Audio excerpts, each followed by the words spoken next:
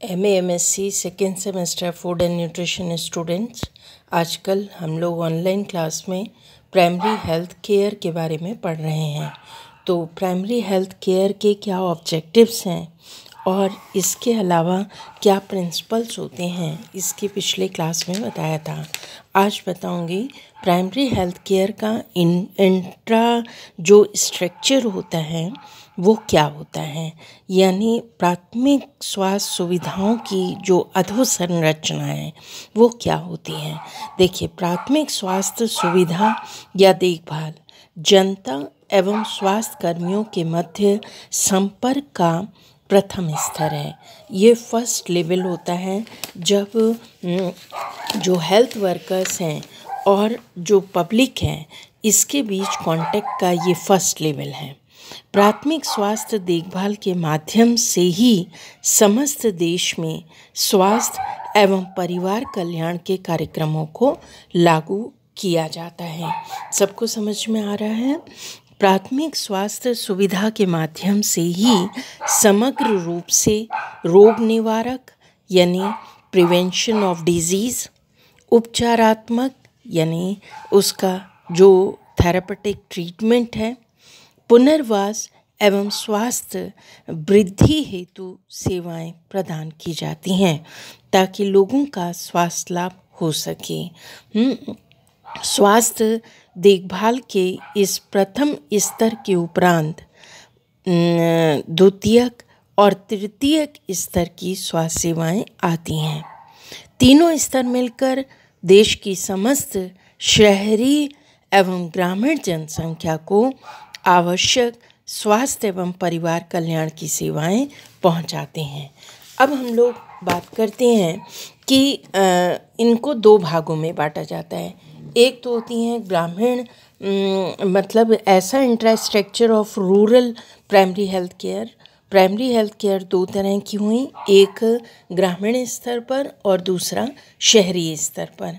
ग्रामीण स्तर पर जो इंफ्रास्ट्रक्चर होता है वो क्या होता है उसके बारे में आपको समझना है। देखिए, ग्रामीण प्राथमिक स्वास्थ्य देखभाल की अधोसंरचना यानी infrastructure of rural primary health care. हम सबको मालूम है कि स्वतंत्रता प्राप्ति के बाद देश की जनसंख्या घनत्व तथा क्षेत्रफल एवं भूभाग के आधार पर स्वास्थ्य सेवाओं का संगठनात्मक ढांचा खड़ा करने का प्रयास किया गया। इस कार्य हेतु न्यूनतम आवश्यकता कार्यक्रम यानी मिनिमम नीड प्रोग्राम के अंतर्गत राज्यों को कोष उपलब्ध कराए गए, धन उपलब्ध कराया गया और 1991 की जनसंख्या के आधार पर ग्रामीण प्राथमिक स्वास्थ्य देखभाल के इंफ्रास्ट्रक्चर को निम्न प्रकार से स्वास्थ्य केंद्रों में स्थापना का लक्ष्य रखा गया। 1991 की पॉपुलेशन के आधार पर जो ग्रामीण क्षेत्र हैं वहाँ देखिए उपकेंद्र, एक तो ये होते हैं कि ग्रामीण क्षेत्र भी दो तरह के होते हैं। एक मैदानी क्षेत्र होते हैं, एक पर्वतीय या आदिवासी जनसंख्या वाले कवरेज के क्षेत्र होते हैं। मैदानी क्षेत्र समझ में आ गया, पर्वतीय और आदिवासी भी समझ में आ रहा है। तो जो उपकेंद्र होता है, एक उपकेंद्र यानी सब सेंटर, किसी भी गांव में 5000 की जनसंख्या पर मैदानी क्षेत्र में बनाने का निर्णय लिया गया। उसके बाद जो पर्वतीय और आदिवासी क्षेत्र हैं वहाँ केवल 3000 की जनसंख्या पर एक उपकेंद्र। प्राथमिक स्वास्थ्य केंद्र के लिए 30,000 की जनसंख्या मैदानी क्षेत्र में निश्चित की गई और पर्वतीय और आदिवासी क्षेत्र में 20,000 की जनसंख्या। और एक जो सामुदायिक स्वास्थ्य केंद्र होता है यानी कम्युनिटी हेल्थ सेंटर, ये हुआ सब सेंटर जिसे हम उपकेंद्र कहते हैं। ये हुआ प्राइमरी हेल्थ सेंटर जिसे हम PHC कहते हैं या प्राइमरी हेल्थ सेंटर या प्राथमिक स्वास्थ्य केंद्र कहते हैं। और सामुदायिक स्वास्थ्य केंद्र जो होता है वो कम्युनिटी हेल्थ सेंटर होता है। ये बहुत बड़ी पॉपुलेशन को कवर करता है।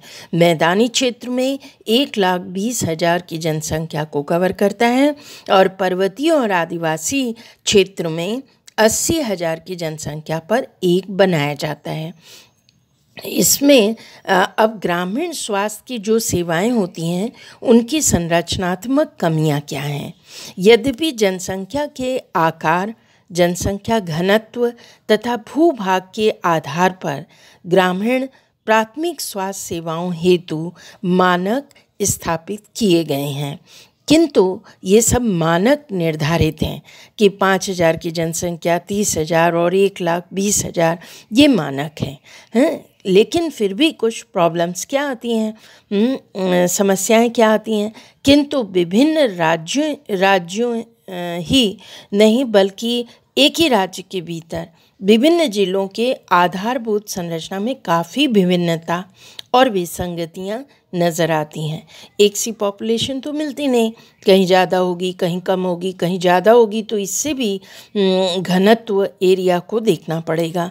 ग्रामीण क्षेत्र में एक तरफ स्वास्थ्य देखभाल का स्तर अपेक्षित नहीं है, वहीं पर उपयुक्त स्वास्थ्य इंफ्रास्ट्रक्चर भी उपलब्ध नहीं है।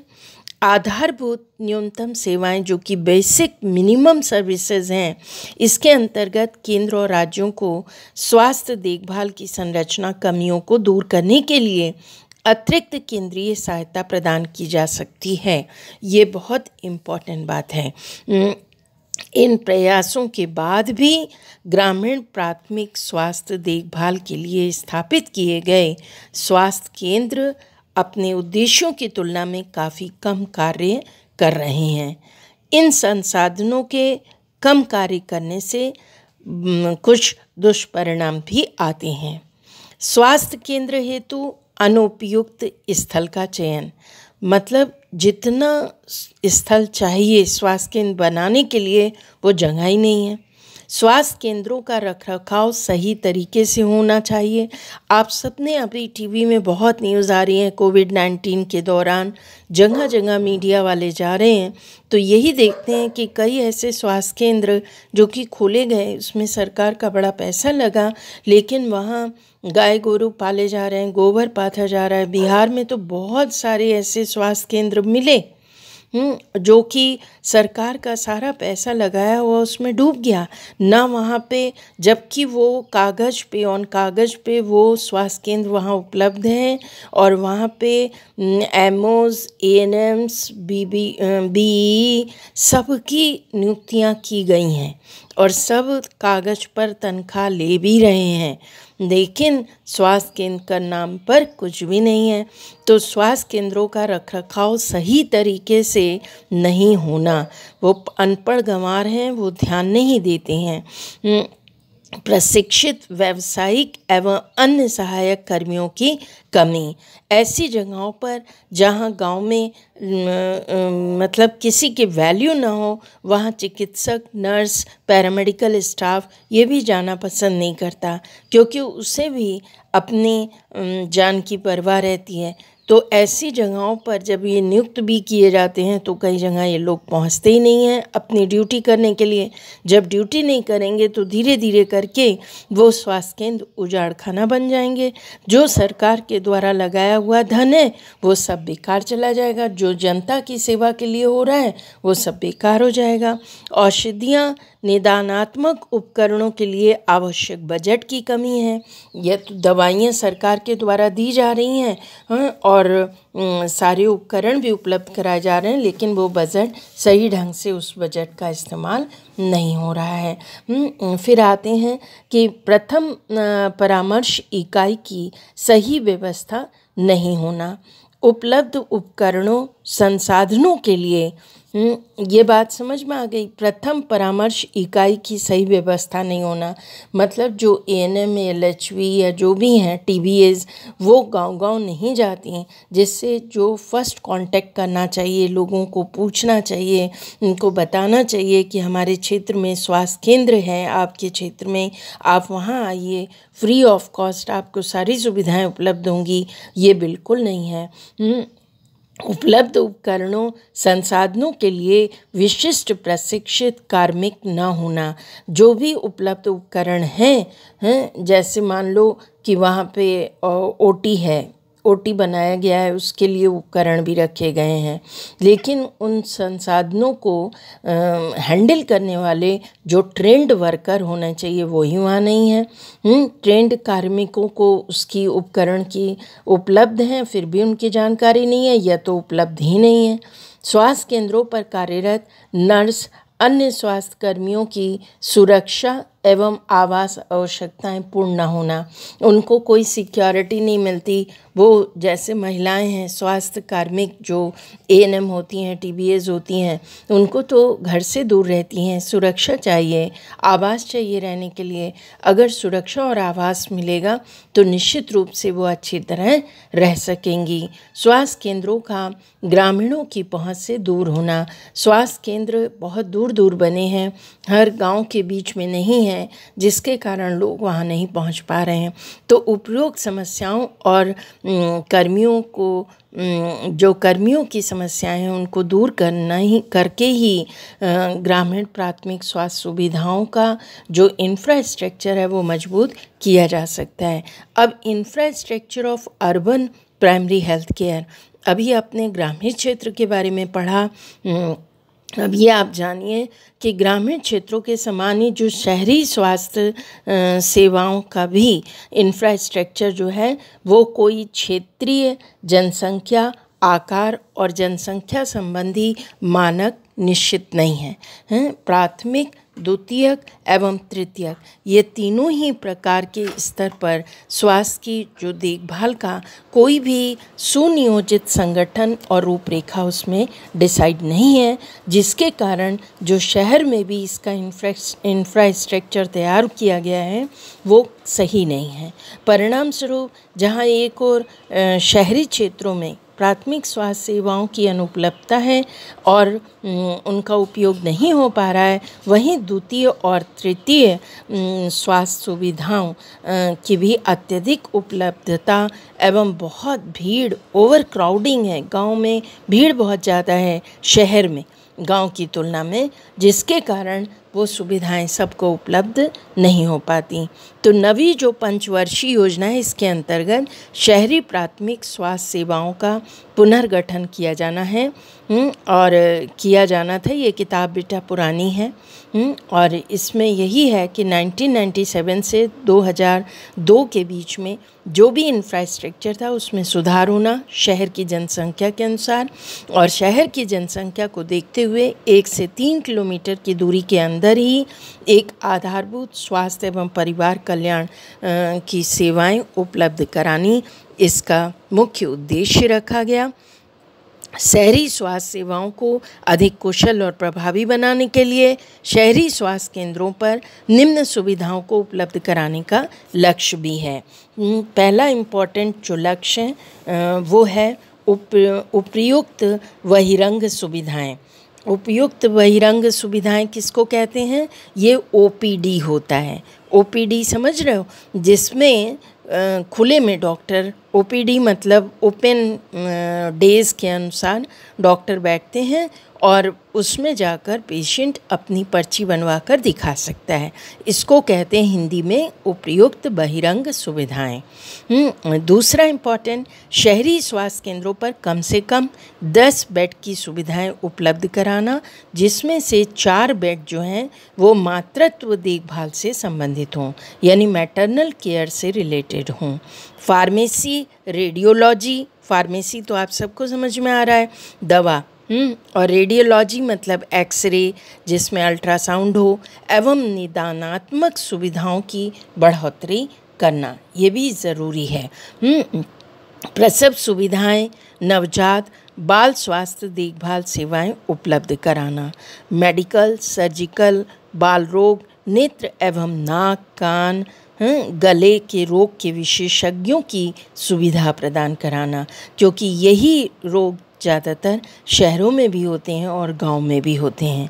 और आजकल तो आप सब जानते हो कोविड-19 के दौरान नाक, कान, गले से ही इन्फेक्शन स्टार्ट ही हो रहा है, तो इसकी प्राथमिक स्तर पर देखभाल होनी या जांच होनी अत्यंत आवश्यक है। प्रजनन स्वास्थ्य एवं गर्भ निरोधन हेतु परामर्श सुविधाएं देना। और दंत रोग से रिलेटेड, दंत रोग यानी डेंटल या दांत से रिलेटेड जो भी सर्विसेज दी जा सकती हैं वो ज़रूर उपलब्ध कराना। अब देखिए, आपातकाल एवं दुर्घटना। गांव में शहर में तो ये एक्सीडेंट बहुत होता है ना, तो इसको हम ट्रॉमा केयर कहते हैं। आपातकाल मतलब एकदम से एक्सीडेंट हो जाए या कोई इमरजेंसी आ जाए तो संक्रामक एवं गैर संक्रामक रोगों से बचाव एवं नियंत्रण संबंधी सुविधाएं ये भी प्रदान करना। इस प्रकार जो शहरी स्वास्थ्य सेवाएं हैं के संगठनात्मक ढांचे में ऐसी व्यवस्था अपनाने की ओर जोर दिया जा रहा है ताकि उपलब्ध प्राथमिक, द्वितीय एवं तृतीय शहरी स्वास्थ्य सेवाओं को बेहतर बनाया जा सके, उनके बीच समन्वय स्थापित किया जा सके और आशा अनुकूल जो परिणाम प्राप्त होने हैं वो सरकार को प्राप्त हो सकें। तो ये आपको समझ में आया होगा। आज मैंने infrastructure of primary health care, ग्रामीण क्षेत्रों में क्या होना चाहिए और अर्बन क्षेत्रों में क्या होना चाहिए यानी शहरी क्षेत्रों में, इसके बारे में आपको समझाया। जिन भी स्टूडेंट्स को कोई डाउट हो तो आप क्वेरी हो वो आप चैट बॉक्स में क्वेश्चन डाल सकते हैं, पर्सनली कांटेक्ट कर सकते हैं, लेकिन ऑनलाइन क्लासेस ज़रूर अटेंड करें स्टूडेंट्स, क्योंकि बहुत जल्दी ऑफलाइन क्लासेस में आपको बता दिया जाएगा कि आपके एग्ज़ाम कब होने वाले हैं। और ये जितने भी चैप्टर हैं बेटा, ये सारे चैप्टर्स आपके कॉम्पिटिटिव एग्ज़ाम्स के लिए बहुत इम्पॉर्टेंट हैं, क्योंकि ये गवर्नमेंट की एजेंसी हैं प्राइमरी हेल्थ केयर। जितनी भी हेल्थ सर्विसेज हैं ये central government and state government की रिस्पॉन्सिबिलिटीज़ हैं, इसलिए इस पर बहुत क्वेश्चंस आते हैं। अपनी प्रिपरेशंस अच्छे से कीजिए। Thank you students.